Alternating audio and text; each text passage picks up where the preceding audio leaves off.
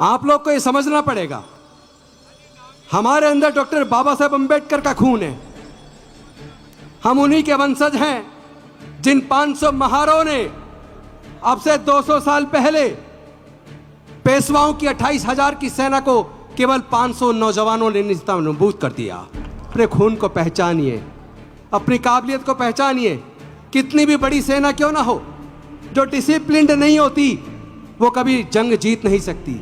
ऐसे नेताओं को पहचानना है जिनकी आंखों के सामने, जिनके रहते हुए देश के सारे संसाधन बेचे जा रहे हैं, हमारा आरक्षण खत्म किया जा रहा है। ऐसे नेताओं को पहचानना होगा। लेकिन अनफॉर्चुनेटली हम लोगों ने अपने उस वोट की कीमत को पहचाना नहीं। हम शराब की बोतल में 1,000-2,000 रुपए में 10-20 किलो अनाज में अपनी वोट को बेच देते हैं। हम ये भूल जाते हैं कि वो लोग जिसके पैसे से हमारी वोट को खरीदते हैं, उन्हीं नेताओं के हाथों वो पूरे देश को बेचे देते हैं, हमारे बच्चों के भविष्य को बेच देते हैं। हमारे इन्हीं सारे सांसदों के और विधायकों के होते हुए आपको देखना होगा, इन्होंने एजुकेशन को इतना महंगा कर दिया कि यार हायर एजुकेशन हमारे लोग ले नहीं सकते। इंजीनियरिंग की पढ़ाई का खर्चा देख लो, मेडिकल की पढ़ाई का खर्चा देख लो, IIM का खर्चा देख लो। कई लाख, 10-10, 12-12 लाख रुपए आपको अपने बच्चे को इंजीनियर बनाने के लिए, डॉक्टर बनाने के लिए, IIM कराने के लिए तो कर 40 लाख से भी ज़्यादा चाहिए। तो सरकारों ने ये जो सरकारी संस्थान बनाए हैं, सरकारी पैसे से बनाए हैं, तो क्या केवल पूंजीपतियों के बच्चों के लिए बनाए हैं? केवल SC, ST, OBC, माइनॉरिटी तो छोड़ दीजिए, जनरल कैटेगरी के भी क्या 90% लोग 20 लाख रुपया, 15 लाख रुपया अपने बच्चे की इंजीनियरिंग की पढ़ाई का खर्चा उठा सकते हैं क्या? सरकारें जानबूझकर पढ़ाई को महंगा कर रही हैं, क्योंकि हजारों साल तक तो वैसे नहीं पढ़ने दिया। और जैसे पढ़ने का रास्ता डॉक्टर बाबा साहब ने खोला, हमारे लोग जज, engineer, doctor, scientist, collector, professor बनने लगे। उनके पेट में दर्द हो गया, उनके पेट में दर्द हो गया। एक तरफ उन्होंने सरकारी सारे संस्थान बेच दिए और जो बिक गया वहां रिजर्वेशन खत्म हो गया। यानी हमारे नौकरी के रास्ते ये बंद कर चुके हैं।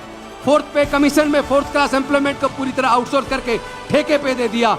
ठेकेदार हमारे आदमी का शोषण करता है, उसको पूरे पैसे नहीं देता और जो भी पूरे पैसे मांगता है उसे नौकरी से निकाल देते हैं। अगर सब लोग डॉक्टर बाबा साहब अम्बेडकर के रास्ते पर चलेंगे और संसद के अंदर, विधानसभा के अंदर समाज के मुद्दों को उठाएंगे, मजबूती से उठाएंगे, किस किस का टिकट काटेंगे भाई? जो भी जीत के जाए वही बोले, वही लड़े, वही अपने रिजर्वेशन की लड़ाई हो, चाहे हमारे बहन बेटी की इज्जत की लड़ाई हो, चाहे हमारे युवाओं की लड़ाई हो। हम लोग जब सारे मिल के बोलेंगे तो किसी का टिकट कटने वाला नहीं है।